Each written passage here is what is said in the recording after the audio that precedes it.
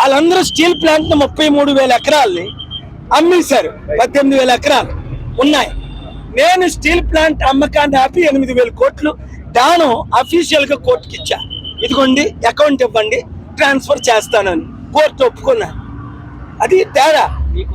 Congress, TDP, YCP, BJP 4 భూములు అమ్మారా లేదా ఇప్పుడు వరకును? నేను అమ్మలేదు సరికదా, ఆపి 8,000 కోట్లు దానం ఇస్తున్నాను. ఎవరికి? స్టీల్ ప్లాంట్ ఎంప్లాయీస్ కి, నిర్వాసితులకి. ఎందుకు? ఈ స్టీల్ ప్లాంట్ ద్వారా 10 లక్షల ఉద్యోగాలు నేను 10,000 ఎకరాలు 15,000 ఎకరాల్లో కంపెనీలు హైదరాబాద్, బెంగళూరు ఎలా తెచ్చానో తెస్తాను. నేను ఇక్కడ పుట్టి పెరిగాను. జగన్మోహన్ రెడ్డి ఎప్పుడు వస్తారు ఇక్కడికి? చంద్రబాబు నాయుడు ఎప్పుడు వస్తారు ఇక్కడికి? ఎలక్షన్ ముందు. ఆ తర్వాత కనబడతారా? నేను ఎంత సేవలు చేశాను.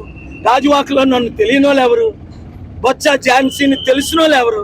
అందుకే రాజువాక ప్రజలు 2 ఓట్లు వేయాలి. ఎమ్మెల్యేగా కొండకే, ఎంపీగా కొండకే. విశాఖపట్నం వారందరూ ఒకే ఓటు, కొండకే మీ ఓటు.